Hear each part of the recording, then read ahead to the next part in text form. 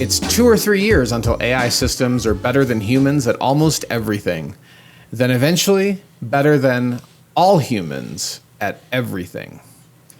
And that's a quote from Dario Amodei, the CEO of Anthropic. And with that, welcome to the House Einstein podcast. I'm your host, Osman. I'm the founder of the House Einstein brokerage and happy to be with you here on the podcast. And with me is Hamish Crab. Hello, hello.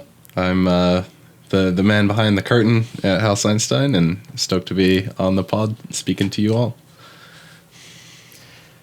This is our second podcast where AI has been first and foremost in our minds. And given the recent developments with DeepSeek, we felt like it's time to come back to a discussion of AI and possibly with a little more depth in how we use AI. And in addition to talking about how AI is currently being utilized and how it might be utilized in the future, we're going to touch on market conditions. We'll do our usual little segment on shameless self-promotion. We'll cover a few sales of the week. We actually have 5 lined up. I'm not sure we'll get through all 5. We'll touch on a little news that happened today, including the Fed rate decision and what's about to happen in the city of Boulder with an upcoming city council meeting. And then we'll wrap it up with carve-outs. But before we begin, I do need to say our usual disclaimer, and that is this podcast is entertainment. It is not what you should base your real estate decisions, your financial decisions, your spiritual decisions. Don't base it on the podcast.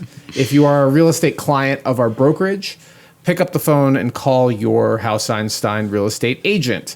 And if you're shopping agents, we help buyers and sellers make smart real estate decisions everywhere from Denver to Fort Collins and into the mountain towns. And we are more than happy to serve you, provided you are not currently working with another agent with whom you have an exclusive agreement. So if you are listening to this pod and want to reach out to us about your specific real estate decision, please pick up the phone. We're happy to help you. But for purposes of our attorney's happiness, this podcast is entertainment. That's right. I'm feeling a lot less rusty this week versus last week. Oz, how are you feeling? I'm feeling a lot better too. We did some videography fun yesterday that warmed me up. And I think this podcast will be much smoother. Yeah. Knock on wood here, but maybe a little rust is entertainment values too. Knock on something. I mean, last week was a rough week for a lot of people. Maybe we'll blame it on that too. But let's touch base. Well, sorry, go ahead. I say, good point. Yeah. All right. Well, let's jump in with. This podcast is sponsored by House Einstein. We serve buyers and sellers in Colorado, focusing on Boulder, Denver, and several mountain resort towns, including Breckenridge and Winter Park. Our mission is simple: help you make a smarter real estate decision. You can learn more at houseeinstein.com or our YouTube channel, where you'll find videos on neighborhoods, specific listings, and much, much more. Our topic du jour, we won't drag this out for you. We used to put our key topic toward the end in terms of algorithmic benefit to try to tease you and keep you listening to the podcast. But honestly, you should listen all the way to the end too, especially if you want to hear about our adventures in New Zealand, because we're leaving enough time in this pod to actually talk more about the retreat and our experiences in that lovely country. So stay tuned. Absolutely. But for now, let's jump right in with AI. So Hamish, what's happening? Yeah, there's enough content out there that kind of says my piece, but I don't really agree with that initial quote that we began the podcast with. Something about the Anthropic CEO leads me to believe that maybe they're more interested in the optics as far as investors go, and it's easy to say what you want to get your funding. We do use AI. I use AI almost every day in my day-to-day personally, and then also for work. So we've got a few topics to cover as far as it goes, and we wanted to discuss what it's like in the real estate world, what reasonable use to us by our, kind of our mission statement, our ethics with AI, and then also where we think it falls short. So starting out, right, in real estate. Well, hold on. Before you dive right into real estate, let me address your pushback with some more pushback, or maybe some confirmation. I don't know. This quote is from January 20th or 21st, so this is before the DeepSeek disruption to our equity markets. This is before DeepSeek demonstrated that they have high performance AI models that they supposedly developed at a fraction of the cost of what American companies have been investing in AI. So one of the comments in the Twitter stream for this quote said, so the follow-up quote was, "There are no walls to development of AI superintelligence." And one of the comments was like, no, there are walls in terms of energy, in terms of the volume of chips needed. And DeepSeek is demonstrating very quickly that it can be done at a fraction of the cost. So that's in support of what you're saying, Hamish, that these sorts of statements come from CEOs who are cheerleaders for their companies, seeking investment, follow-on investment, piece of that $500 billion that supposedly is going to be invested, right? Yeah. Project Stargate, right? Right, Project Stargate. So, yeah, you've got a valid point, that take everything a CEO that works for an AI company says. Yeah. I'm seeing like maybe a parallel with post-pandemic or during the pandemic. There was a lot of discussion about inflation, but not a lot of discussion about like price gouging. And now that AI has secured so much funding from VCs, it's kind of just thought of as the norm. Of course, AI is going to be expensive. That's just how it is, and that's how we'll invest. But DeepSeek came along, and suddenly it's like, oh, AI can actually be cheap. And so I think there's a lot of people rethinking what they believe to be the norm with AI. It's a disruptor. Yeah. Yeah, I mean, that's right. So let's talk about how we're using AI currently. And then let's talk about what we think is going to change in the future. And this should be useful for other real estate agents that are listening to this pod. We know you're out there, and we appreciate your being a listener and commenting as well. But it's also intended to help the consumer, right? Buyers and sellers understand how realtors are utilizing tools to do their jobs better. And some things I don't see easily duplicated, but some things so far it's been very helpful, and these tools have come on very quickly. So, and I would say we are experienced users, Hamish, given how much time we spend in Photoshop and Premiere and writing listing descriptions. And I'm pretty comfortable framing ourselves as experienced as far as this goes. Yeah. Yeah. Since 2022, I've been using it. Yeah. Almost daily. So experienced users, but not experts in AI itself. No. So let's start with photography. And for a long time, we've been able to make modest photographic improvements using Photoshop and Lightroom. They were time consuming, right? Like removing something from a photo required manually changing pixels and then blending things. And Photoshop had some tools to help with that, but it still wasn't click of a button. Yeah. And now it's literally draw a circle around what you want gone with the lasso and click a button. And what Adobe's AI generates is surprisingly good. Like it often needs nothing. It's to the untrained eye, it will easily pass. However, as a principle, we've never massively modified photos because it's unethical. And it also, not only is it unethical, but it results in buyers having a very negative experience because you've so grossly overpromised what this property looks like that when they show up, they're really disappointed. I was at the open house on one of our listings this weekend, and we had 7 or 8 groups of people come through. And I asked a few of them because they were commenting. I was like, "What do you think of the property? How does it look?" And one of the questions I asked them was, "How does it compare with your expectations, with the photos you saw online?" And they said that it looks great. It looks like they weren't overpromised. It Nice. looks like the photos. They appreciated that the photos were accurate in their depiction. And of course, all the photos are edited, right? All the photos are cropped, adjusted for the light, but we're not going over the top with insane wide angle lenses and putting in and like photoshopping in, you know, something that isn't behind the windows or something, like a beautiful view that doesn't exist. or photoshopping in furniture that would never fit there, which I've virtual seen. staging. Yeah. Virtual staging is a liability because it may or may not fit in these spaces in the way that the photos depict. And it's not just as the liability from a legal perspective, but more importantly, the journey of a buyer. So all the marketing in the world is designed to get the buyer to walk in the door.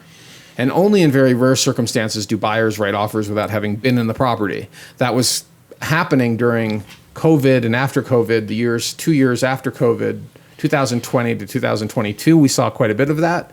And then it died off. And by quite a bit, I mean like maybe 10% of deals. And that would be generous. Maybe closer to 5% of deals had buyers writing offers without even walking in the door.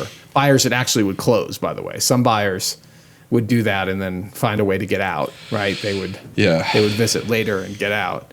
I think there's already kind of like this innate distrust between buyers and sellers. So it should be the goal of the agent to kind of properly convey the property in as realistic but well presented format as possible, right? You don't want to oversell it.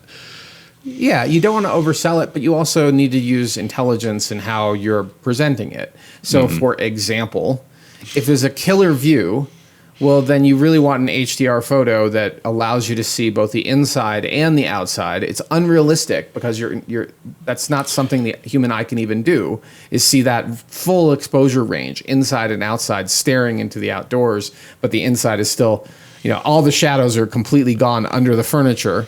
That's not realistic. However, well, it's better than a camera. So like it does have the human eye has got a ton of dynamic range, right? So true. I'm able to look outside and look in here, even though they're crazy different, and still see everything as exposed. Okay, that's true. The human eye has far more dynamic range than any camera, but HDR photographs are even beyond the level, in my opinion, of what a human eye can perceive. And so everyone has seen HDR photos. They've been around for about 15 years. They're not anything unusual, although you shock, some agents still don't use them, but they're not appropriate in every circumstance. And for example, one of those circumstances, and we were talking about this 6 months ago, is if you are photographing an interior and outside the windows you see lots of other properties, you feel like the neighbor's peering in on you. Well, that's the time you don't use HDR. You allow that window to be blown out because you don't want strategically blown out window, so that you don't see, and blown out means it's overexposed. So you don't see anything through the window.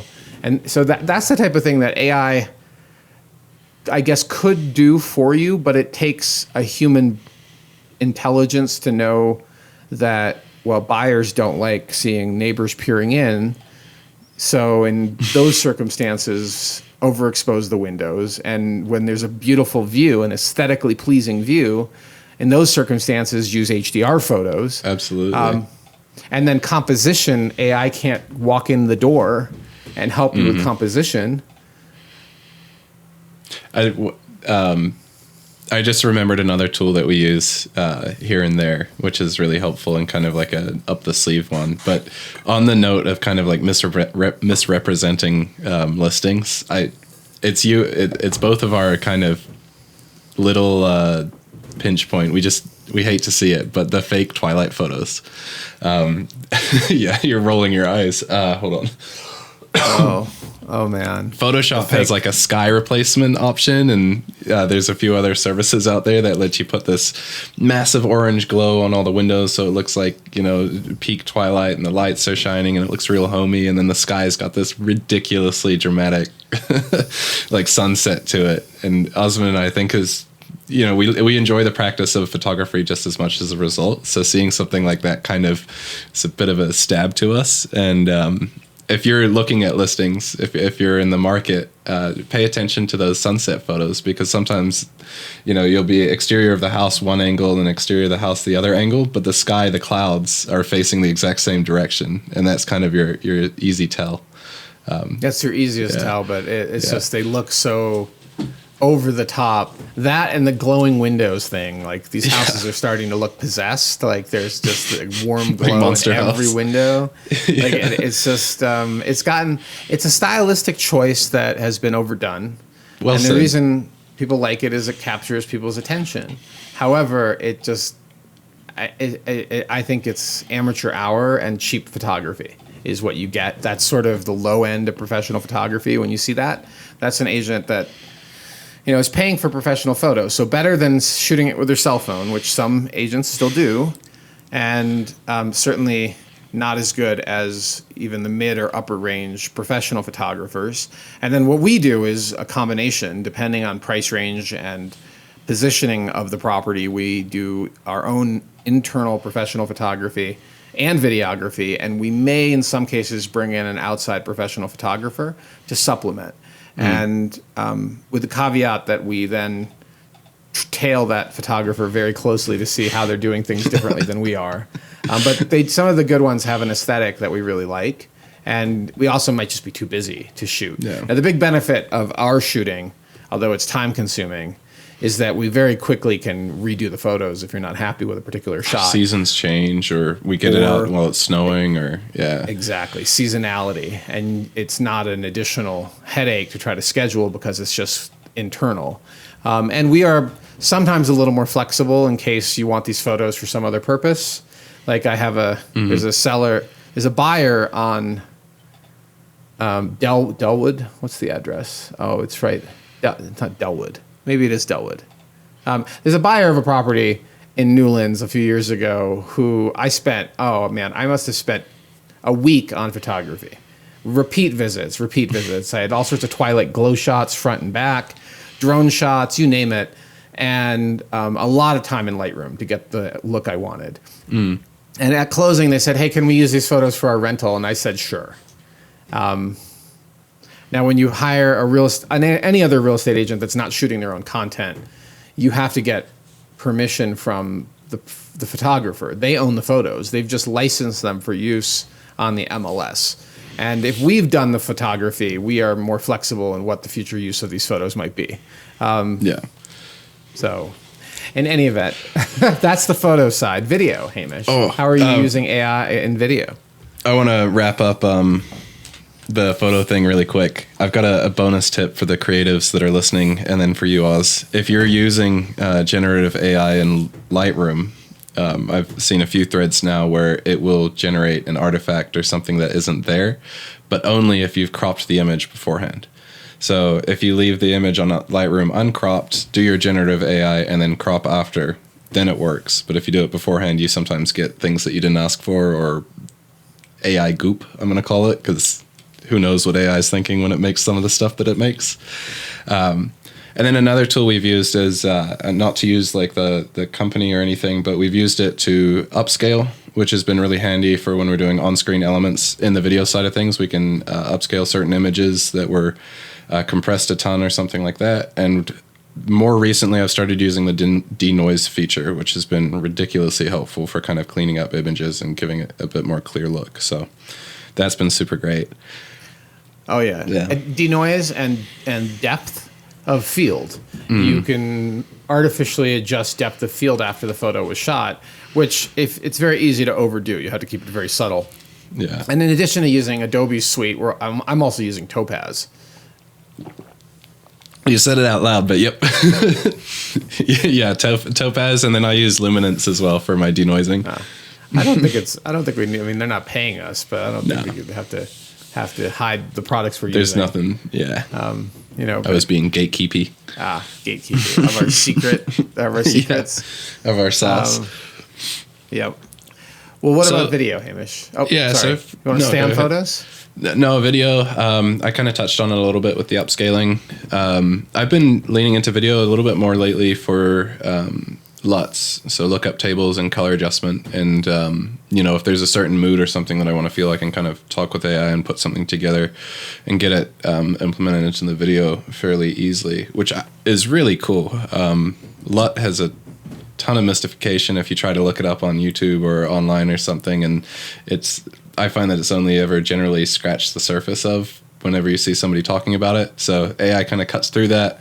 I'm able to put together colors and everything that kind of like better reflect our brands and kind of come up with a look that reflects House Einstein. So you see it, you might not realize that it's a House Einstein post, but subconsciously it's got the same kind of look and feel to it.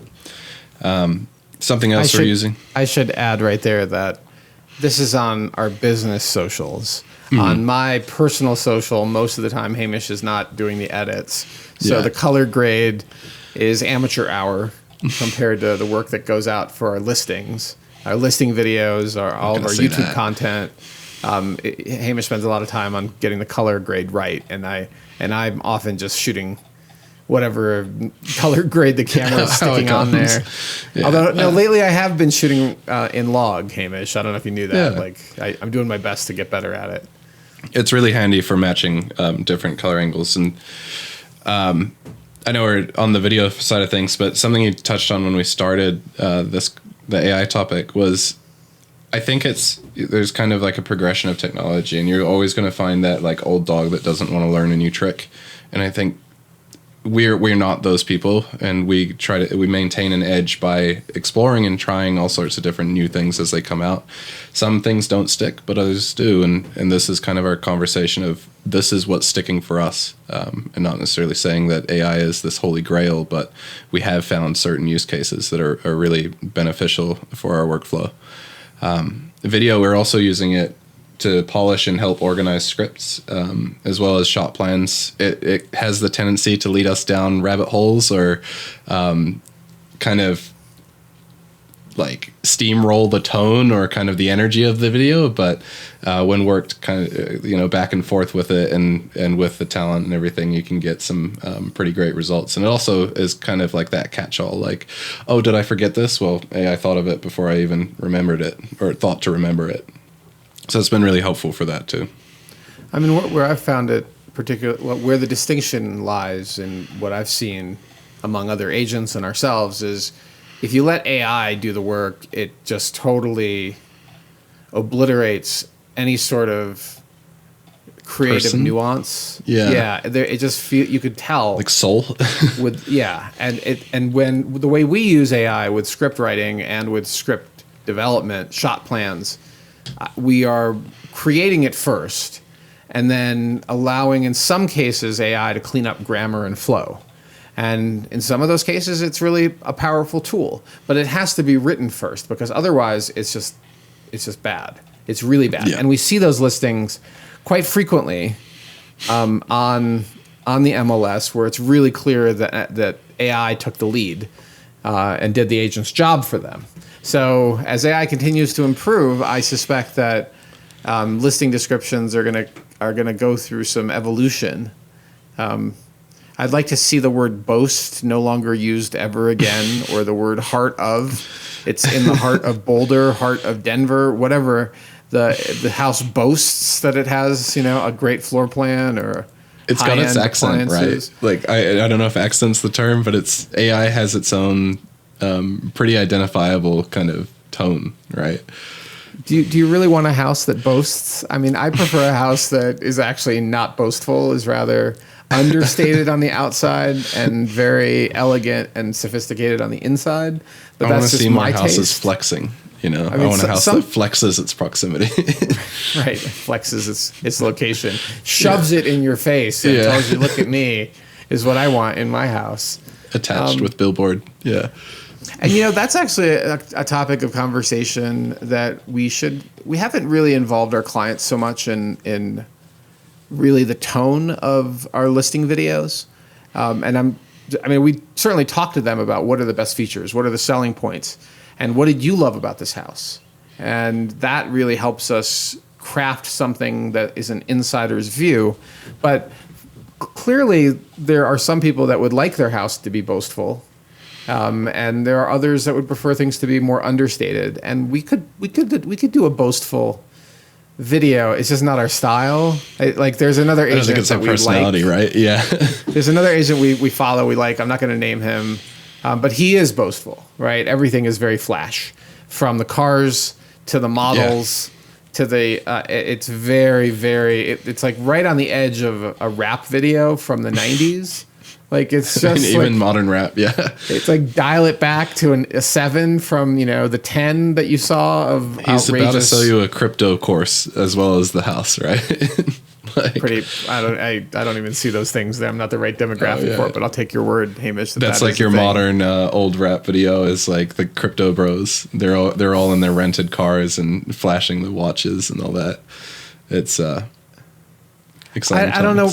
I just grew up with this belief that ostentatious displays of affluence are somehow immoral or somehow wrong, and I've had to adjust my thinking to be okay. People are entitled to do whatever they like, but what I've discovered, and having lived and worked in real estate on Nantucket, which is a very, very wealthy market, that those that flash often don't have the cash. It's those that aren't flashing. Yeah. Those that are not flashing, they don't want you to know how affluent they are. They're actually trying to do the opposite, and it's Don't really look at me. It's really interesting to see that dynamic in play when you actually are mingling with billionaires on a vacation market island. Yeah. All right. So that's how we're using AI for photography, videography, listing descriptions. We don't employ any AI in how we serve our clients with feedback reports from other agents. That's very manual. We have to reach out to agents individually and get that. We can't. The automated tools suck. They're really bad, and the quality of the response, if you get one, it's like 98% no response. And in order to get high quality feedback, you have to reach out to agents, and that also gives us an opportunity to potentially overcome objections in the sale process, which is what you're paying for, is agents to actually sell the house by picking up the phone and calling other agents and trying to work out Getting a deal. done. Yeah. Putting a deal together. We have these like, what's the reasonable use of AI in the industry bullet, but I think we kind of, by talking about what we've done, we've kind of covered it, right? We use it for our planning, we use it to help polish certain things, and we use it in our workflow. So I think we may have covered that section of it kind of intrinsically. You won't catch us writing emails using AI. I'll say that.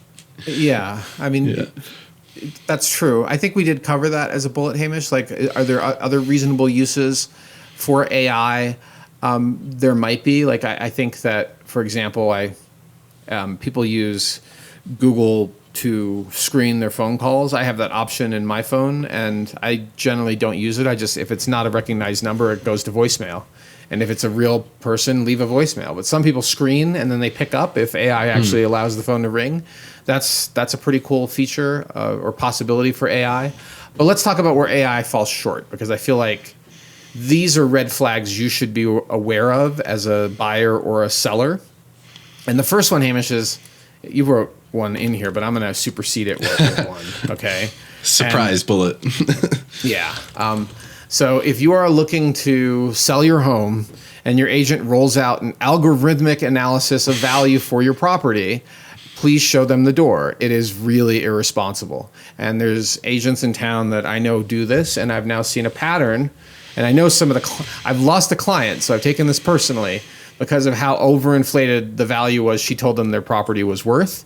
And they went with this person, and they really repeatedly called me throughout the listing experience, telling me how they regret it. And there was nothing I could do because they were locked into a listing agreement. But I've seen this pattern now multiple times, and she rolls out the algorithm. So please do not trust an algorithm when it comes to pricing your home. And if the number sounds better than you thought, and you have to ask yourself, are you being influenced by a salesy person that really just wants to lock you into a non-revocable one-way agreement where she unfireable? Yeah. So be really careful on using automated tools for valuation of real estate assets in any market. you really need to know the market down to the street level, and also and you brought in intuition as your next one, have a experience-based intuition of how this home will be perceived by buyers. And sometimes you kind of have to push your client a little bit on this, because they may not realize that what they have actually, like one way to market it, for example, a property with a primary bedroom on the main, like they may never have even thought about it. Like that's a huge advantage. But I can tell you that analytically there's a giant wave of baby boomers who are looking for that.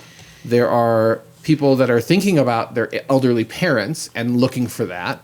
And then, so that's the data. But anecdotally, I've had so many clients, including one we'll talk about shortly, that really wants that primary floor bedroom. So marketing it that way is usually beneficial, even if your client doesn't realize that that's what they got, is a highly desirable property for a wide selection of potential buyers. AI can't do that. No. And pricing analysis too, we're talking about these like algorithms, same with the Zillow Zestimate.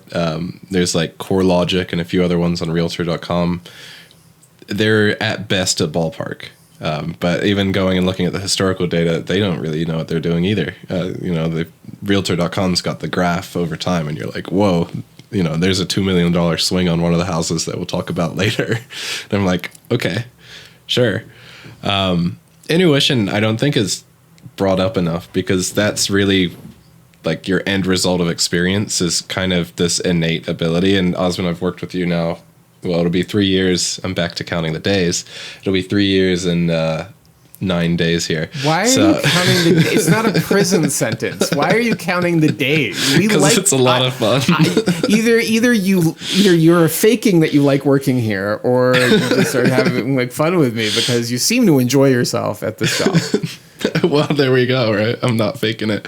No, I didn't know when I started my last jobs, but we have like a clear right when I started this one. So I'm like, oh, look, February 7th. Anyhow, I've been working with you for close to 3 years now, and there's been a few times where you give me your read on a listing or how we want to market it, and I'm like, well, where'd you get that? But it always seems it kind of proves itself over the course of the listing, the life cycle of it, and it's intuition. And I'm saying it weird, intuition. I know you're saying it strange. I wasn't going to correct you, but I noticed that right away. The word is intuition. Yeah, where'd the T go? Yeah, intuition, and it's where I'll be editing a video and I'll see a cut that I can't put into words, but I know that cut needs to be made because that's how the video is going to be put together.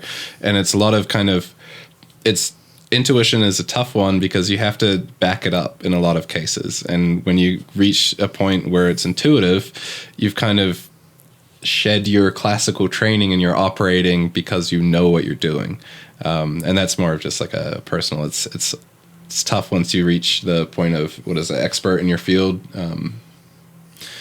go back, and I'm master. To track. Yeah, mastery. It's called like the expert's curse or something. I had the term up a while ago, but I'm getting off topic.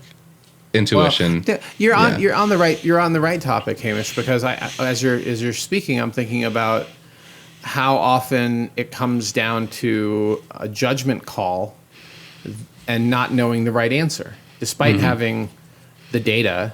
Right, we have lots of data on how deals go. We know the norms, although AI could learn the norms, and AI can write in the style of William Shakespeare, but does AI really have an understanding of the human condition? And does AI get the sense that, I think we should negotiate more aggressively or less aggressively? Should we do this or do that? And that's what you're also paying for with an experienced agent. You want their guidance on how to manage the first round of negotiation, which is typically centered on price, and then how to manage the second round of negotiation over inspection items. And that intuition and that experience in negotiating with the same counterparties over and over again, right? Like, especially in a market like Boulder, there are so many agents that we've done so many deals. And small town. And I know how they roll, and they know how I roll. And deals go so much smoother when it's an agent that practices good, clear communication, has high integrity, and still skillful in negotiation. It's just almost a pleasure to negotiate with those people. The unethical ones, shady ones, those are more challenging. But sometimes you're saddled with a client that is misbehaving, if you will, right? Is basically overly demanding, and you have to do what you need to do to get the deal done. It's your fiduciary responsibility to represent that client through and through. Even if it means throwing them under the bus for what they're asking for, but making it clear that they're still asking for this, and we don't need to argue the why anymore. I agree with you that all of their demands are unreasonable. They're still demands, and they're going to walk if they don't get what they're asking for. So we could stop arguing about, is this a real inspection objection? I agree with you. It's not. It doesn't change the fact that my client thinks it is, and I haven't been able to budge them off of that despite best effort. So do what you need to do. We can terminate, or you can get the credit my client is asking for out of your seller, or other way around. So AI can't really do that, not yet anyway, and I don't know if it ever can. It's gotta, yeah. And there's this last piece that, well, go ahead. Let's stay on negotiation for a second. Yeah, I was disagreeing with you. Ah, okay. Yeah. Well, the last piece that you added on creativity, I think, is so valid. I think there will be a premium for human created content, and I think that content that is primarily created through AI will be perceived very negatively. Like, humans don't want to consume TV shows made by AI. It just feels wrong. And there's just something. So there is creativity in real estate, right? There is creativity in how we market homes, how we photograph homes, how we video homes, produce video for homes. We're telling a story, and that story is really important to the buyers to get right, and attracts the right buyer when we've told the story in a way that moves them. And AI doing that feels it just feels icky, and I don't think I hope it doesn't get to a point where AI creativity, quote unquote, is better than what humans produce. Because at that point, I don't know. That's like what makes humans human. Yeah. It's like 2 to 3 years. I don't know. Right. Going back to that. But art's got its kind of standard rules, like you've got composition rules and things like that. But there's kind of a human judgment to when to break those rules, and kind of, when to put your fingerprint on your art or your piece. And AI doesn't have that to put together. It's also been trained on past art, so it doesn't really, it's not creating a new idea or a new focus, right? It's kind of bound by the way it's made. Skynet, don't come for me for this conversation. If you're getting to a point where you can come for me, you already understand that you're way past me commenting on you now. But yeah. Well, in our field, the human element can take or give tens of thousands or hundreds of thousands of dollars to the bottom line for our clients. In certain other fields, like medicine, and I think I've shared this with you before, I come from a family of doctors, and diagnostics, the diagnosis is something that AI already does better than doctors do. But AI can't hold your hand when you're taking your last breath. You don't want AI catching your child as it's leaving the womb. You want humans involved in those roles. But there's definitely a role to whip out a tablet and run through the diagnostics with AI before you see the very expensive physician. Yeah. And those, so just like with real estate, there are AI tools, but unlike medicine, where AI is reducing cost, in theory, should reduce cost, in real estate, the human element makes a huge difference to the net profitability or lack of profitability, the bottom line of what you pay for a house, how the deal rolls. And real estate in particular is such an emotional transaction. Unlike anything else I've ever been part of, people get really emotional. And I've seen people refuse to sell a house to people that offended them. And multiple times I've seen clients. And in my early days, I even had a client who didn't get the house because he was frankly such a jerk. He was a jerk. He offended the seller, right? Yeah. He went to a garage sale and deeply offended the seller without telling us he was going to go do this. And when we wrote the offer, they refused to entertain our offer at all. And when they sold the property, it sold for less money than our offer. And the reason we found out later was because of this whole garage sale interaction. And the older you get, the less you care about the dollars at the bottom line. You start to realize that, these real estate assets are where you raised your family. You also know all the neighbors. You've invested in your community potentially for decades. And now some guy rolls in brash, obnoxious, and offensive in all sorts of ways. And you're like, I don't want to sell to this person. I mean, thankfully, this was not any sort of fair housing violation, but you got to be careful on that front.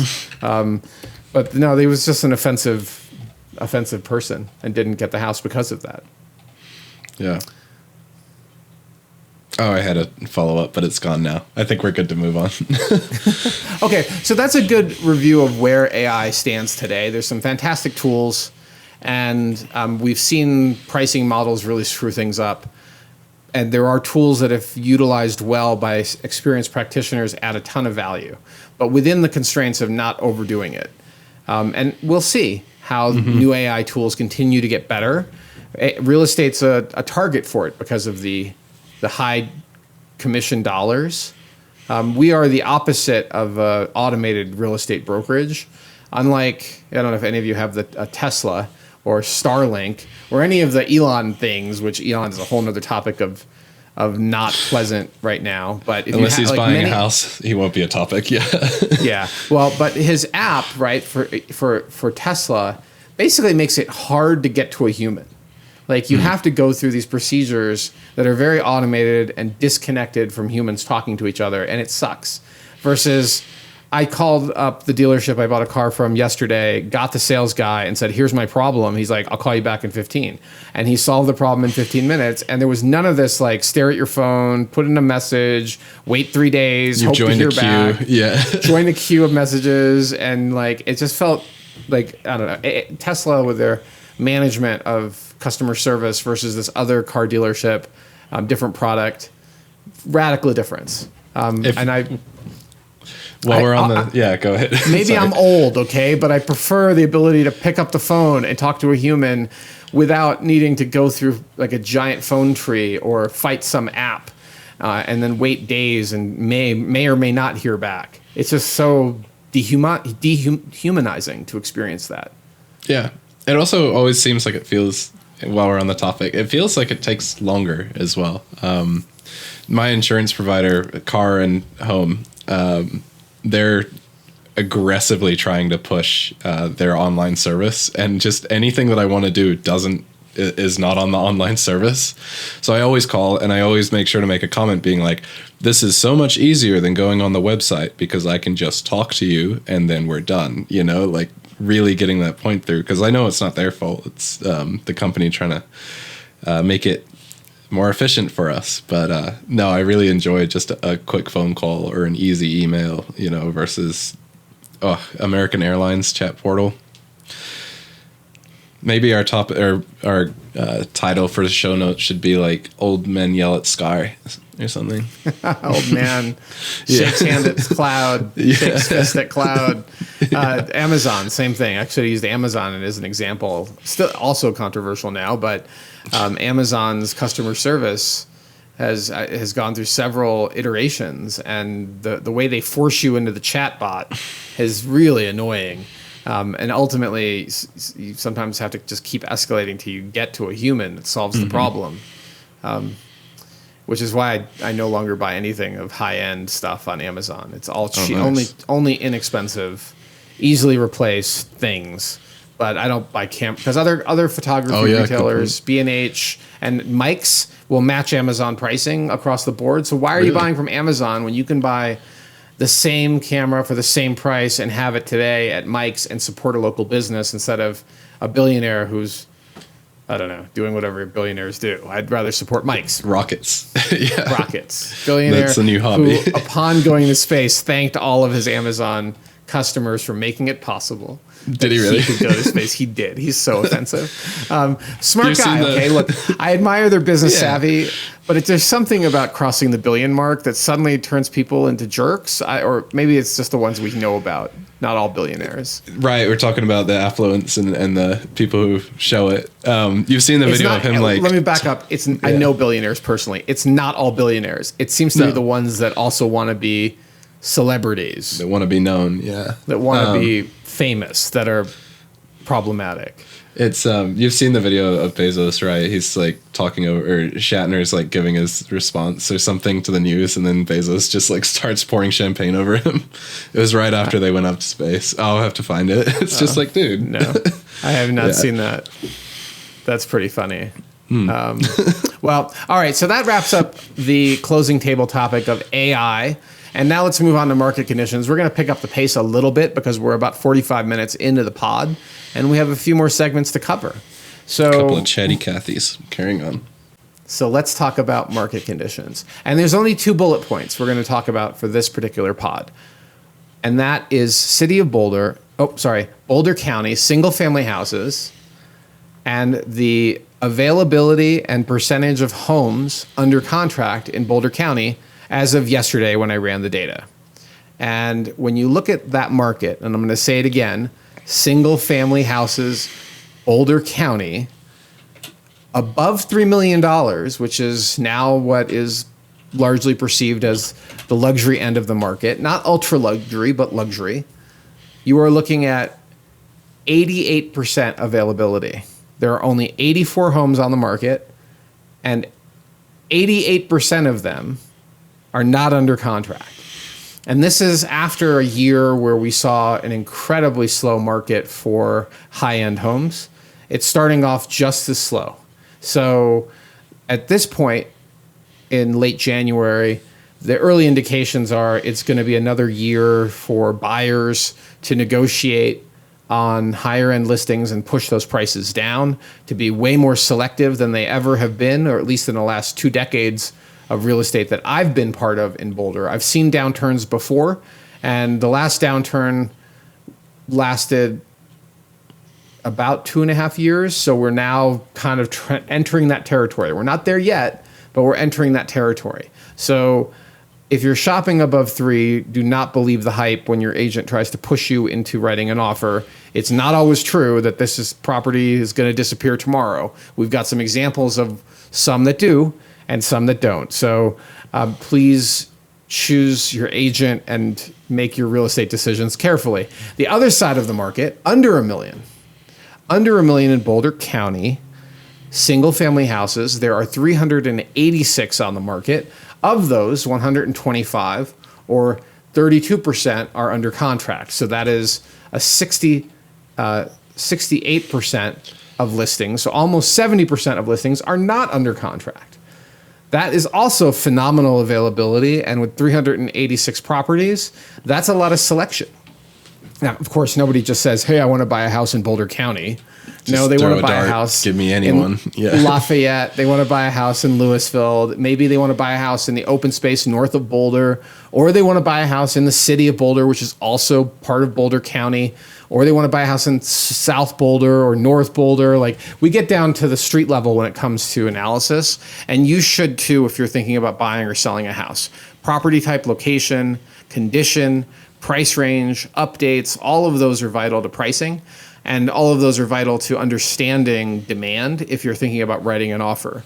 And we have a buyer who has now experienced it twice. Surprise to be in a bidding war. And they're targeting a price range where there is a lot of demand. In fact, I think we should talk about them in our...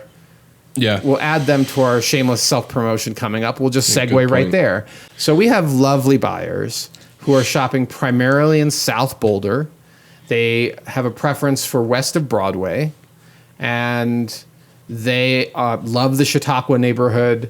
They're interested possibly in, they don't seem as excited about Table Mesa, so it's it's sort of from Arapahoe down, but I think we could probably talk them into other spots. I think they would consider Newlands as well. Certainly we've looked at things in the past there. And they would like a house that's functional, has an adequate number of bedrooms and baths, and that needs some TLC. They don't necessarily want a turnkey house. In fact, they'd prefer to do the work themselves.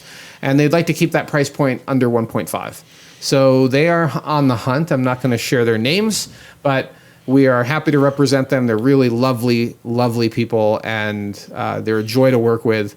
But we've now had a couple of strikes in our attempts to lock down a home in a very desirable price segment, and that's under 1.5. And if it has the right layout, the right number of bedrooms and baths, in a decent location, you are probably not going to be the only one interested in it. So that's something to keep in mind.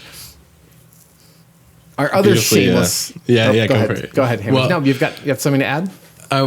Thinking for the shameless self-promo, I wonder if for the buyer segments, if we bring it up like HGTV, like buyer number 1 is looking for a rambling ranch in the lower Boulder area, you know. Sure. I don't watch HGTV, so you're going to have to do that. I've been forced to watch 17. Those like sibling reunions or like family gatherings. Like they want to watch this show, and it's like watching a caricature of our job. I just can't do it. Yeah.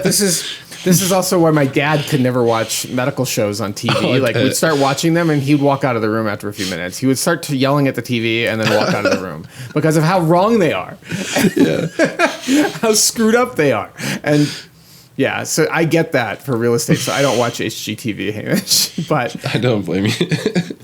I'll find a clip or two for some inspiration, but we can't do it too well without disclosing identity. So I don't know. We'll play with it. Yeah. Well, buyer number 2, if you will, is still on the hunt for a rambling ranch, prefers Fraser Meadows, also looking at Superior, thinking about that, but feels more Boulder centric, wants to be on the south side of town, doesn't want something that needs hundreds of thousands of dollars worth of work, but also is not willing to pay for a cheap flip. So is happy to have a little bit of datedness to the finishes. If the property was updated by an owner and was updated with care, with high quality contractors somewhere in the last 15 years, maybe even 20 years, I think it might appeal to this person. They would like a 2-car garage. And my guess is over 3,000 square feet, but under 4,400 or 4,200 because too big is bad too. And basement square footage is devalued. They're not really excited by basement square footage. So a big 5,000 square foot house with a basement or even 4,500 square feet with a basement isn't really what they're looking for. They need, I think, more than 3,000 on the main. Every time we've looked at stuff that's below that, it just doesn't work. So that's what we're on the hunt for buyer number 2, Hamish. We really like the Fraser Meadows area, but open to all sorts. I love Fraser Meadows. In fact, I think that's a good chance where we may end up when we decide we're going to leave our not forever home up here in the mountains. At some point, we will purchase a home back in the city. I'm only 20 minutes away, by the way. I'm not like miles and miles and miles away from the city, but there's some challenges to where I live that suggest we might be happier being back in town someday, but that may be a few years from now. So I am not buyer number 3 at the moment. Not if I want to stay married. So, and my wife loves this house. Well, as somebody with no financial interest or anything or party to you, I'd love to see you in Fraser Meadows. I think you'd suit it well. Thanks, Hamish. Cool. I might be 70 by the time I get there, so I'll visit you. Great. That sounds great. Fraser Meadows is also an assisted living facility. So I'm not talking about that Fraser Meadows. I'll visit you either way else. Okay, that sounds great, Hamish.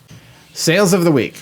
We're going to cover 5 in relatively short order, but with a little more detail than previous podcasts.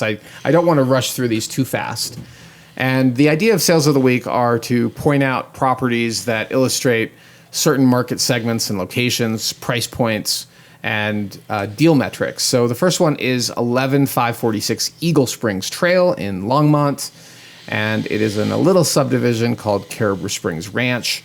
House was built in 2015, and it is a whopping 9,164 square feet, of which all of it was finished, and the house is a 2-story.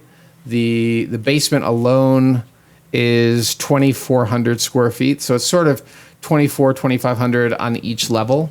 Although it doesn't really, it's not just a box on a box on a box. It has some architectural distinction. Mm-hmm. Only 4 bedrooms, 6 baths.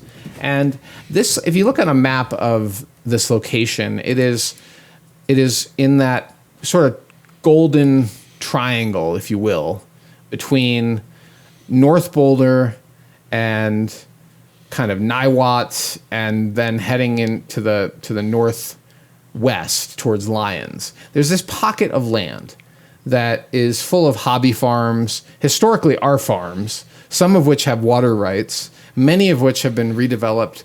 You find owners are into horses, they're equestrians. There's lovely estates in here that are sort of dream homes.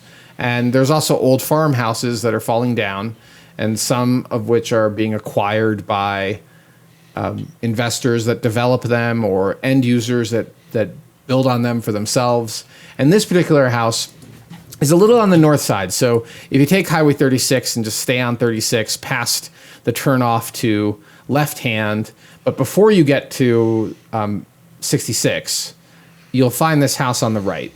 And it's, now that the sort of dust has settled a bit more from the concrete plant situation, that I think adds some appeal, because over time the air pollution issue that's been here for a long time should go away. I mean, who knows with our current administration, but that should go away. And the house itself, again, 2015, relatively new, was originally listed. So this is where you have to be careful with your list price, with market conditions.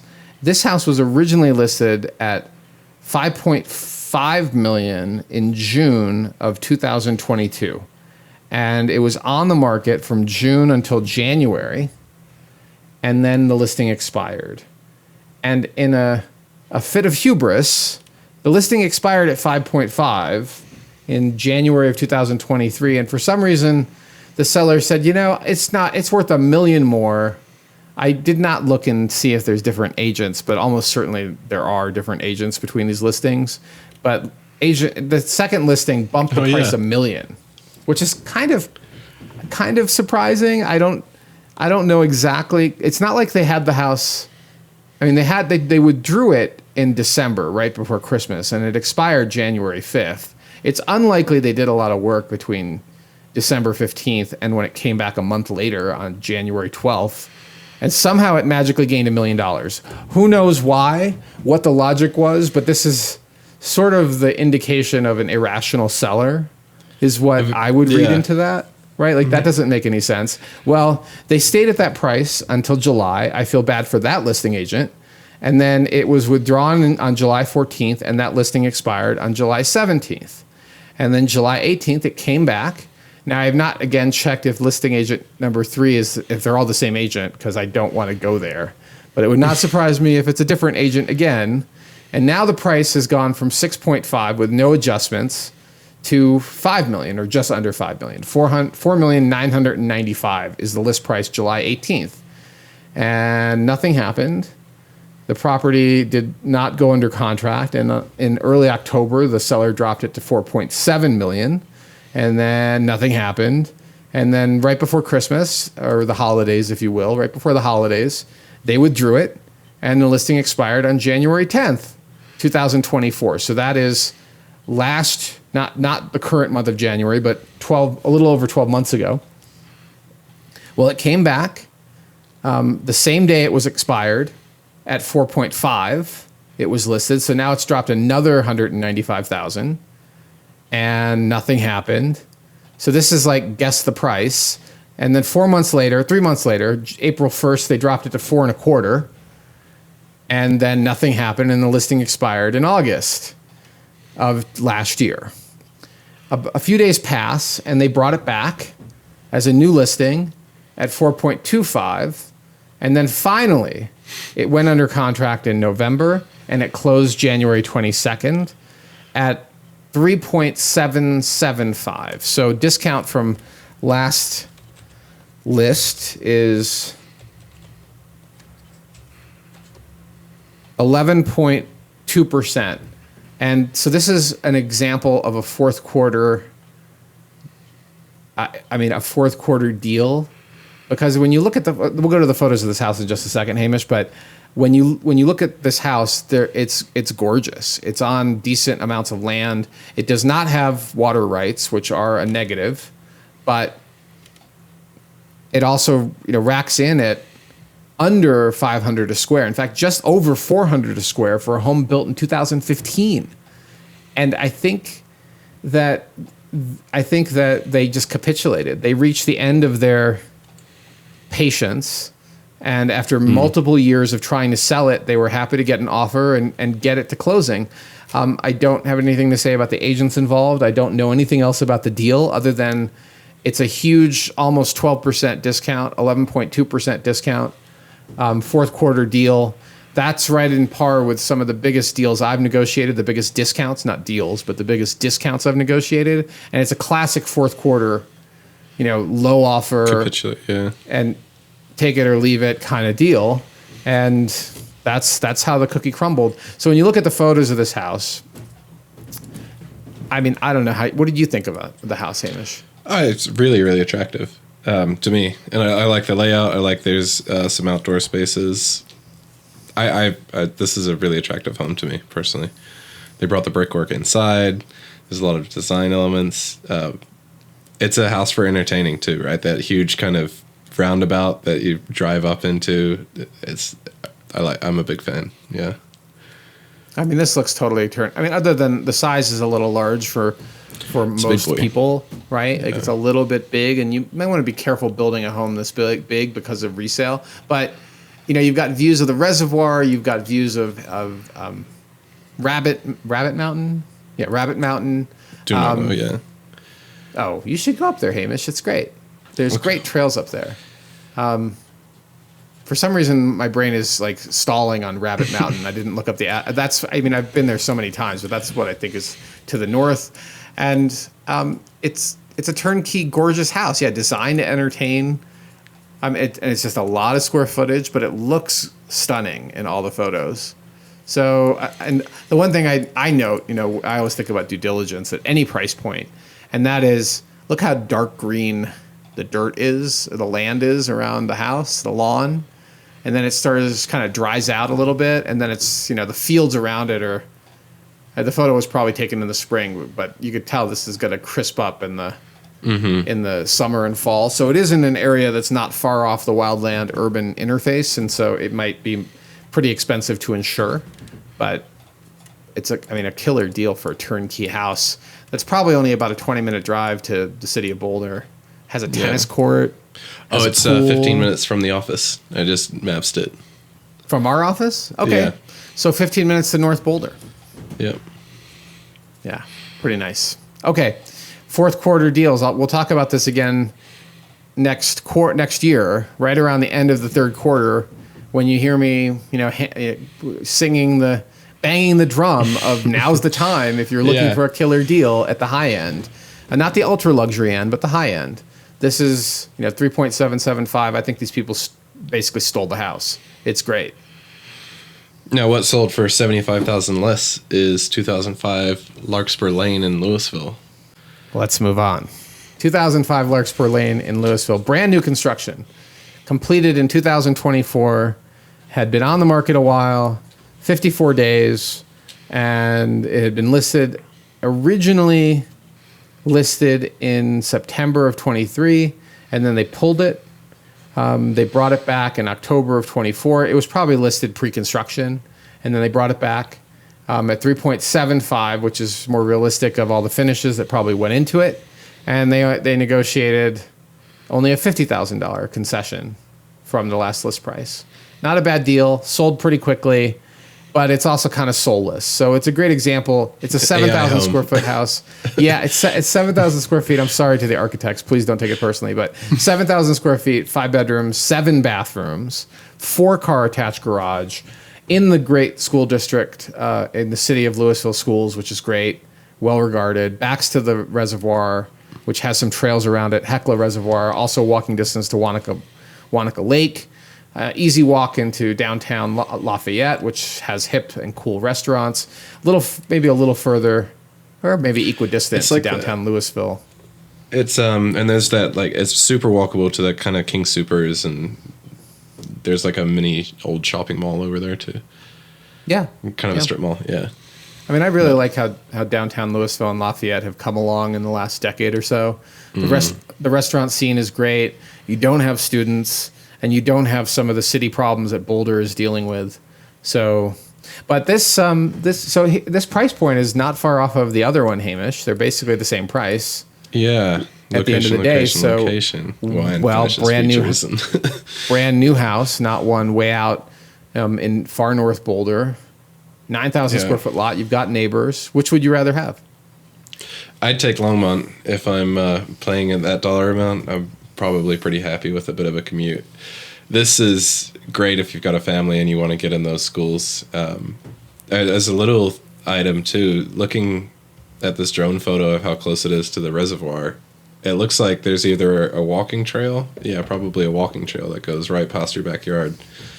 So, and no landscaping on this home too, right? Yeah, that's typical for new build. Could be a privacy issue with people walking in your backyard, but could also be that you get to also walk directly out of your backyard onto trails. Double-edged, yeah. Unfortunately, there's just nothing exciting about these photos. And yes, you had to pay for landscaping. The only thing that I thought was visually unique and interesting was the garage photo with the pull through, with the two-sided garage and the lighting. I thought that was kind of cool, but that's sort of it. And a neighbor is plopping in next door, so you're going to lose some of the views on one side. It's going to feel a little more penned in. It's going to be great, right? Like, it's an attractive home. It's got awesome finishes, but it's, I don't know, we're pretty jaded. We get to look at pictures of pretty houses pretty often. Look, they did it right. It's a spec home. If you're going to build a spec home, you build that house to appeal to the broadest market in the price range you're targeting possible. So you don't do things that are avant-garde. You don't spend money on things that are unique to one particular person's taste. You basically neutralize a lot so that it's not objectionable. I mean, the most color in the whole darn house is in the bathroom with the paintings. Like, it's sort of very contrasty with white and black everywhere, and that's very intentional and smart in many regards because it's non-offensive. But in its non-offensiveness, it also completely lacks soul. Yeah. I think it's an IRES rule, but they blurred out the listing signs too. They used to just force you to take the sign, the listing down, take the photo down. Maybe they now accept that if you blur out the photo, they'll blur out the sign. They'll accept that. Yeah. So I wonder if they had to appeal for it, but either way. I bet what happened is the photographer sent all the photos, and then IRES said, you can't do this photo. And then they went back and they went into Photoshop and blurred the signs, and that was acceptable. They should have just removed. AI could remove these signs in 30 seconds. Yeah. And that's one of our uses. All right. Let's move on to a much, much more interesting house, Hamish. And decent amount older, too. And one built in 1939. So before the end of World War II, right around the beginning of World War II, if I'm not mistaken. Yeah. And this particular house features 2,900 square feet. Of which a small portion is in the basement, about 1,000 square feet. A little more than 1,000 square feet are in the basement. Does not have a garage. And unfortunately had the distinction of being right on baseline. And the house itself was remarkable.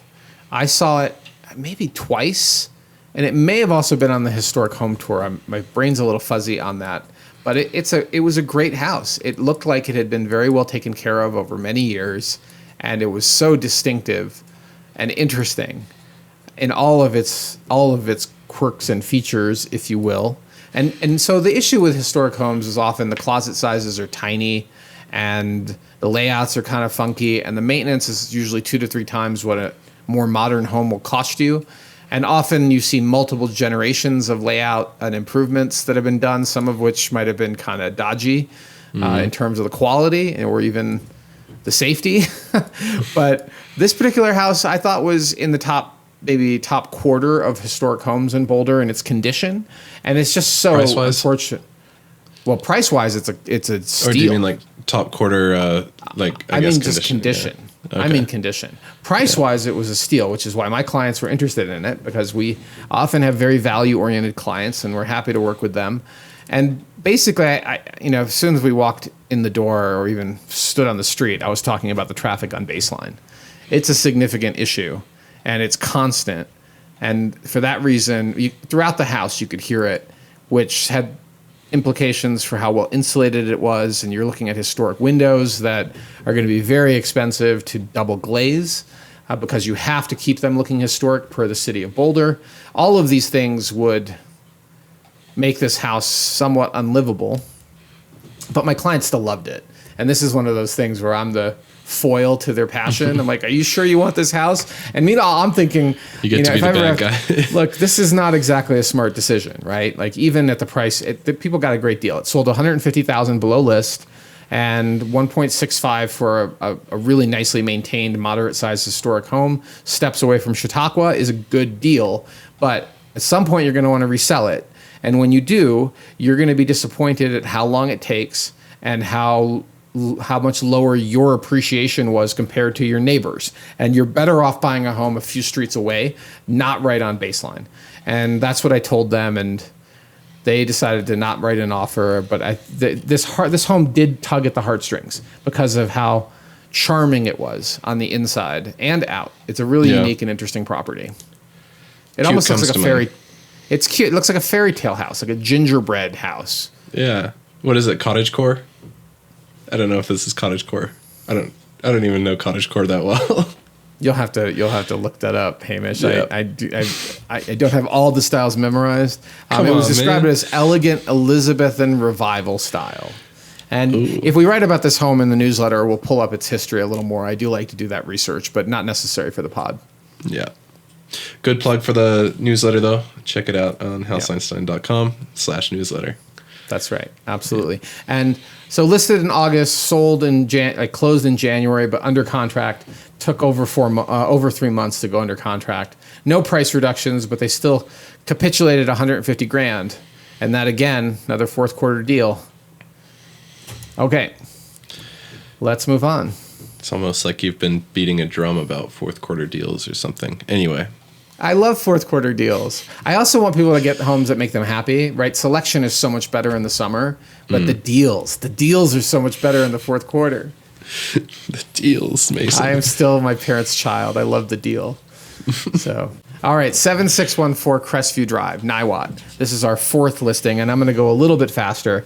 This home sold very quickly and actually sold for a few thousand over list. It was listed at 1.595. It sold for 1.6.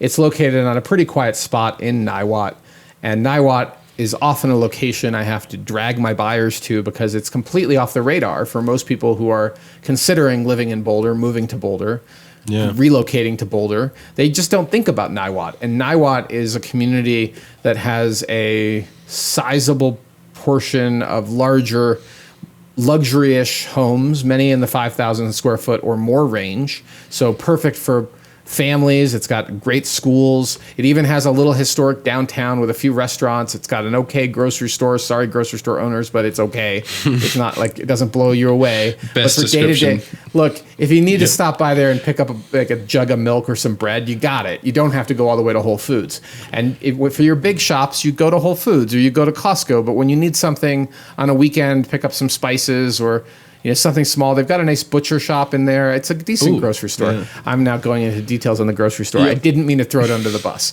The house itself is fantastic, right? It's a 2-story house built in the 90s, and it has a significant portion of the square footage, 3,500 almost above grade. 5 bedrooms, 5 baths with a 3-car garage. It sort of checks all the boxes, and it was priced so reasonably at just under 1.6. For a home that effectively was ready to move into. I mean, okay, granted, all the interior is is 90s, late 90s dated. Like the kitchen's been updated, but the bathrooms and stuff are still from the 90s. Well, not entirely. I'm sorry. The primary has been updated, but the updates are probably 15 or 20 years old.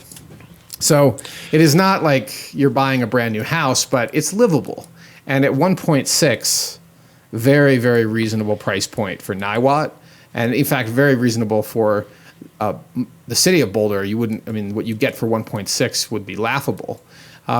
It does look like it had a stucco or artificial stucco exterior, which you'd want to take a closer look at. And tying up the AI conversation, it also looks like it has fake sunset and maybe glowing windows, although the glowing windows could be legit. They're not glowing. They're not glowing in the fakey way that you see house windows glow. Fake fire. But there's a whole bunch of, you see a whole bunch of airbrushing going on in the see how dark the image is behind the trees? Like that looks to me like they used an they not desaturated. Oh, they definitely masked it and they masked it with a brush and underexposed certain areas to give it more detail and contrast. But anyway, cool house.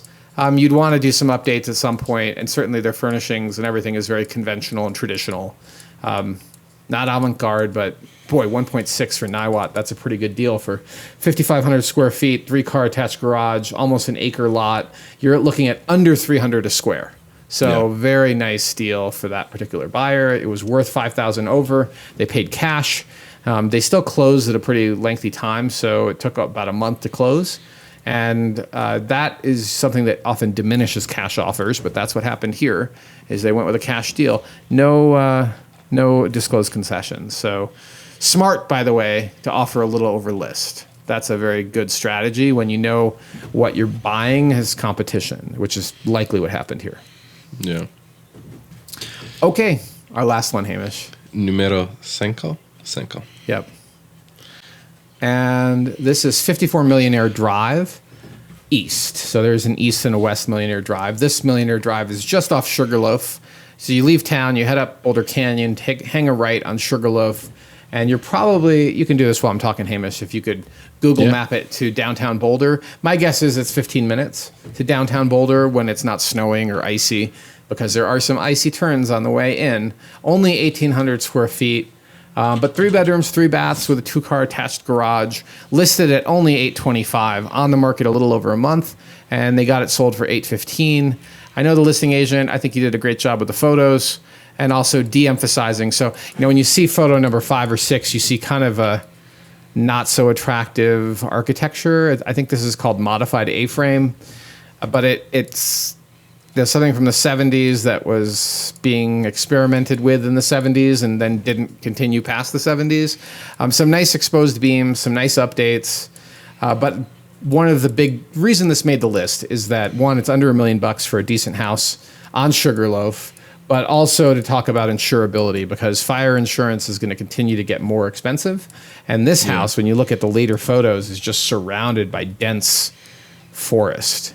And that would, even if you can get it insured at a reasonable rate, would give me some pause. So when you're shopping for a mountain home, that's something to think about, is insurability. Make sure you get good quotes.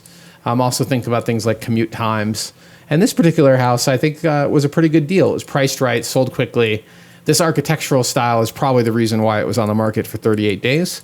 But the price point and the fact that it had been updated really sold the house. Yeah. Yeah, I really like the interior on it. We talked about it a little bit before the pod and called it a sleeper home. It doesn't look like much on the outside, but it's really pretty on the inside. It's cool. And you're not going to see that, funky modified A-frame. You're going to pull into the driveway every day, and you're in a funky, cool house with a funky, cool hot tub, surrounded by nature. I mean, it's an experience living in the mountains, and it's worth having that experience. But I wouldn't feel like I wouldn't feel like I made it in life unless I lived on Millionaire Drive, So. Oh, I'm really glad you brought that up. The name of the street, yeah. I'm really, really glad you brought that up, Hamish, because when my wife and I were shopping, we looked at homes on Millionaire Drive, and one of them we thought about, and what was the decisive factor was the name of the street. And Leah and I looked at each other and just realized we just can't be on a street that sounds like, it's just half a step away from douchebag lane. Yeah. So we don't want that. And I'm Midlife sorry, Crisis Avenue. right. I just don't want a name that is just, in your face about wealth. Although Millionaire today is not what it used to be when this home was built in the 70s. No. Oh, All Mr. right. Balls is going to come say hi. Cool. Hi. Here he is. And that's Hello. Hamish's cat, and you can guess why it has that name. Yeah. Do you want to leave, sir? And then we only have a couple of things to wrap up on. A couple of news stories. This just hit. The feds are holding rates steady. And this is despite inflation not cooling. So we're going to have an uncertain period of how long rates will be held steady. But if inflation does not come down, expect rates to be moving in the other direction. And in fact, we're advising our clients that is likely to be the case. And we will see. I mean, who knows with all the changes that are happening with the new administration, it's almost anyone's guess. So the right move is to go steady. But there are analyses that are worth looking at, including one I like to read from a Twitter account called the Kobiesi letter. Kobiesi. And Send me the link. Yeah. I will send you a link to it. They did a great job of analyzing the previous statement from the Fed and noting that the sentence has been removed regarding inflation making progress toward the committee's 2% objection. So the summary decision is they left rates unchanged. The pivot is paused, and the decision was unanimous, 12-0 among the Fed governors. And the Feds are saying inflation is currently somewhat elevated and unemployment has stabilized at a low level. So no surprises in any of that news, but it does suggest that rates are going to move higher unless we actually see some pretty negative economic effects from the current administration. Yep. Or the AI bubble bursts, right? Like the entire AI investment bubble goes fizzle. Then if the stock market craters, that will also have the effect of we need to stimulate the economy. But yeah, good point. Don't have too much to contribute on that news topic. But you brought it up at our team dinner. You were the one. The rates. We were feeling pity on our friends and colleagues and clients. Oh yeah. That have adjustable rate mortgages, despite us telling them don't ever get an adjustable rate mortgage. How often have I said that? They got one at the wrong time, and now their rates are adjusting. And boy, it's painful having made that choice. And I get why people did it, but it's the chickens are coming home to roost in this current environment. Yeah, there's no crystal ball, and I'm a fixed guy. Yeah. Yeah.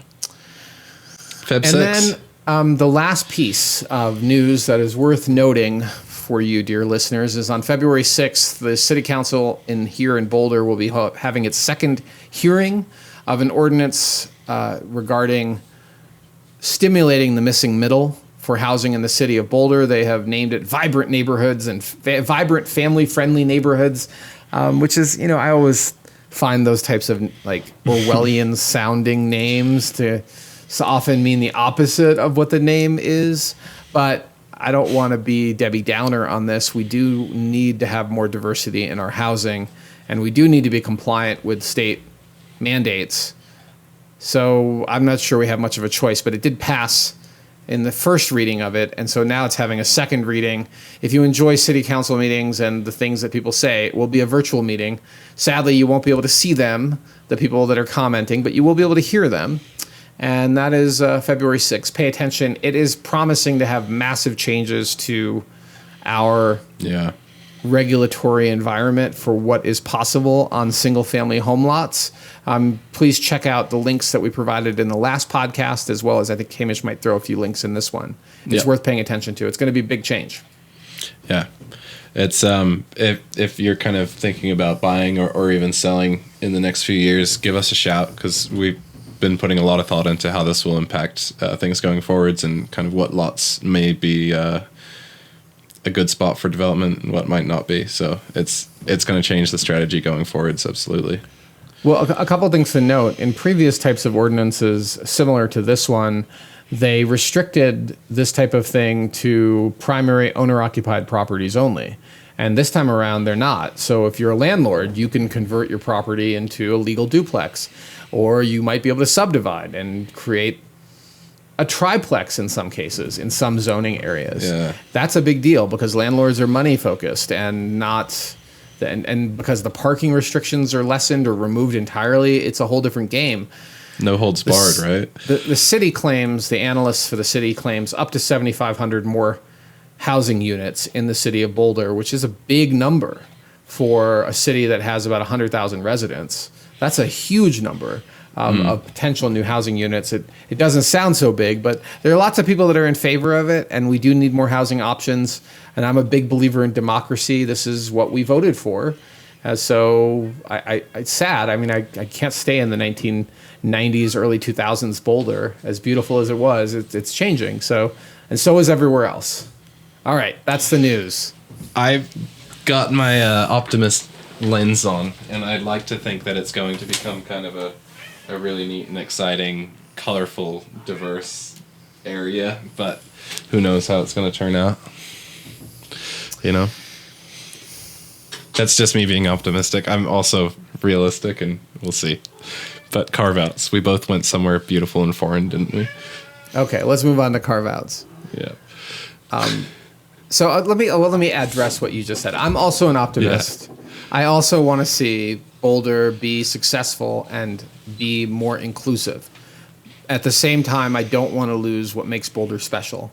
And generations of people have invested their tax dollars and their vision and to create all the open space, all the bike paths, all the parks, and the density of experience now in the city with regard to the number of people living here and the way that the city is unable to protect its public spaces from turning into campgrounds and open use drug markets is a problem.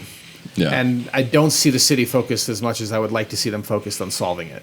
And adding more people is not the answer to some of the most underlying quality of life issues in the city. And so having friends assaulted on the bike path, and clients who have shared their fears, having experienced interactions with people that are in a mental health crisis, likely, it's concerning. So we'll leave it at that. I don't mean to sound all... No, you're good. I was speaking ranty. Specifically to like the architecture that we're going to see. Like, I really hope we see a lot of cool buildings and vibrancy there. Like maybe the Denver Foursquare will come back in a big way, and a bunch of cool duplexes or something. I love Foursquare houses. Yeah. I'd love to see a modern Foursquare. So let's do our carve out, Hamish. We've reached the end of our podcast. Doing so good. Pat yourself on the back. I like stuff. It. Yep. I'm too sore from lifting earlier to pat myself on the back. But I see. My biceps in the way. All right. The biceps in the way. So Carveouts is a section of the podcast that we've devoted to talking about almost anything we want to talk about, topics that are top of mind, that might relate to vacations or anything at all. And it's just a way to keep us human and in touch with our audience and get to just talk about fun things. So as it happens, both of us were independently in New Zealand over the holidays, and then we had our company retreat, which I've talked about a bit, but I haven't talked about the holiday component of that trip. And I'm going to touch base on my experience. My wife and I rented an RV, and it was really a Toyota Hi-Ace that had been modified with a tall top. Hi-Aces are very common in Asia and in New Zealand, and I think they're also very common in Australia by recollection. So everywhere, sort of on the east side of the world, you see Hi-Aces. They're not here probably because of safety, because you're sitting right on top of the nose, or in the nose of the van, right? It's got a mid-engine. The engine is under the driver's seat. Race car. We used this van. It was set up as a camper, very intelligently designed. And we drove all over New Zealand for 2 weeks and enjoyed campgrounds and great conversations and met wonderful people. I'm working on a little vacation video that may never see the light of day publicly, but I took lots of video, and as time allows, I'm working on producing that, editing that. Not producing it, editing it. So amazing trip, and really enjoyed it. And then my wife left. Well, she actually joined for the first half of the retreat. She was there at night. We had a company retreat in Christchurch, And then the retreat wrapped up, and I stayed an extra week and rented a motorcycle and rode all over the South Island on a motorcycle and stayed in quite dodgy hostels and hotels of questionable repute. But the way you should. Yeah. That's the way to experience life, and had a great time doing that too for a week. Actually put a deal under contract before I even got back, which was fun. If you want to have something happen in real estate, there's a saying, go out of town. Because as soon as you go out of town, the universe is like, oh, well, we have things for you to do. So I was checking in every day, and New Zealand has a time zone difference of about 4 hours. But New Zealand is such an amazing country in terms of its geography. I had previously spent a few weeks in the North Island with my first marriage, her family, and that experience was lovely, but I'd always wanted to get to the South Island. That first experience in New Zealand was all about meeting family members and spending time doing that. And we wanted to come back to the South Island, so it had been on my list forever. And the opportunity arose to go do it. And so doing it on a motorcycle was just so much fun. And of course, it's a sporty bike, and was perfect. The luggage was perfectly sized to capture my laptop, the drone, cameras, and just enough clothing to make it through that time period. I was on my last pair of socks and underwear on the flight. Like I just made it. Yeah, and, perfectly planned. Man, the weather was great. I had one wet day. The beaches were cool. The people are very friendly. The pace of life is very nice. The sun exposure is pretty extreme. Yeah. And the days are very long in New Zealand. It's summer. It's summer. Yeah, it's summer. Yeah. But Hamish, how about you? You also were in New Zealand. Essentially explored the North Island. So if you listen to the last pod, I think I condensed my entire trip down to about a minute. And I really should have reviewed the last pod to think about what I didn't mention. But I moved here from New Zealand from the Bay of Islands. And so a lot of my trip was kind of going down memory lane and a ton of travel. I think I looked through like my Google location history, and it was about 100 miles a day of travel. So pretty decent. And if you don't know New Zealand, it's about the same land mass as Colorado, just long and skinny. And so, I shot around the North Island. So I came into Auckland, and I was staying with my mom in Auckland. And then we would jump to, we went up to the Bay of Islands a few times. I went and saw my old schools, old house, things like that, kind of just memory lane things. We went all the way up to the north, the very tip top of New Zealand, which is Cape Reinga. And there's kind of a neat little lighthouse up there, and you get to see the Tasman Sea and the Pacific Ocean clash, and it creates this kind of neat little line. We went on a particularly cloudy day, so you only got glimpses of the ocean, but it was good. You're gonna say something? You're gonna mention your brother's business and put a little pitch in for that. Although you can't get it in the States, but unless you hit up Hamish, who has a little supply. I know. I got my personal collection. I had to look into the laws to bring it over as well before I did. But my brother's got a distillery in Auckland called 1919 Distilling, and that's the year that New Zealand voted against prohibition. And he started out making gin and vodka. Now he's making some whiskeys, some rums, and some really yummy flavored gins. So he's got his classic, and then he's got some that are based off of iconic kiwi candies and a few other things, and won a lot of awards in New Zealand. And during the pandemic, right before it hit, he was talking to a Costco supplier, and then they went out of business. So during the pandemic, and so that's why he's no longer went out. Costco went out of business? A Costco importer or somebody who would take the booze in. So he was about to do that, and then pandemic hit, and that company went out. So his footprint shrunk. He's now focusing really closely on the North Island and Auckland specifically. So we pulled back from the South Island as well. I kept trying to get some 1919 when we were in Christchurch, but nobody had it. Yeah. It was fun watching Hamish pack his suitcases, which were full of booze bottles and candy. Yeah.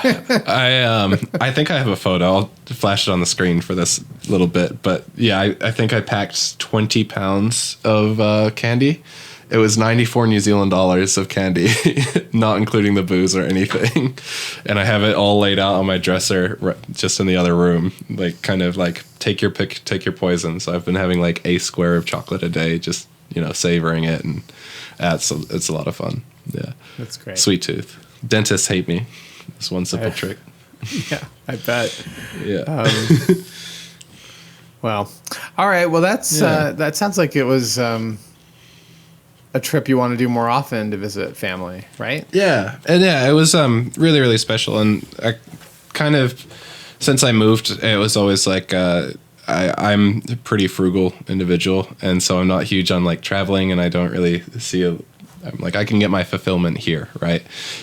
We've got food at home type of guy. So getting out there and everything, I was like, you know what? I can make this happen. And there's a lot of me that's in this country. So I want to go back for my sake. And the goal is every other year. We'll see how I can maintain that. But I've got a brother out in North Carolina, and I'm planning on coordinating our trips so we go to New Zealand around the same time. And I can get all the family time in one go. Yeah. That sounds fantastic. Front load it. Yep. I think you should do it. I think you should visit your mom every other year. That sounds good. Be good. Yeah. Well, I think this is the end of the podcast, Hamish, for podcast 66. No, 60. Yeah, 66. Yeah, 66. And in wrapping up, we'll just remind you that this podcast is sponsored by the House Einstein Brokerage. We deeply appreciate you, dear listeners, for joining us for today's podcast. We always welcome your comments, your suggestions for topics. We may start to bring on people to interview. If you have an interest as a listener, want to suggest people that would like to be on the podcast, feel free to reach out. We are going to be very, very selective if we have guests on the pod to keep the quality of our content very high and the advertising and pitching of things as low as reasonably possible. You can find out more about us at houseeinstein.com. That is the address of the brokerage. We're also on social media. You can find us on Instagram and Facebook and YouTube and pretty much everywhere you want to check out. You'll find at least something there, although most of our content seems to be Instagram and YouTube. Our longer form content is primarily on YouTube. We have a new video that should be out soon, I hope, on Devil's Thumb. Yeah. When Ian gets back, it's going to be V2 on that video, some minor edits, and then it's out. Yeah. So be sure to check that one out. And if you'd like to learn how to reach us, you could find us at houseeinstein.com. Thank you so much for joining us, and we'll catch you next time. Take care.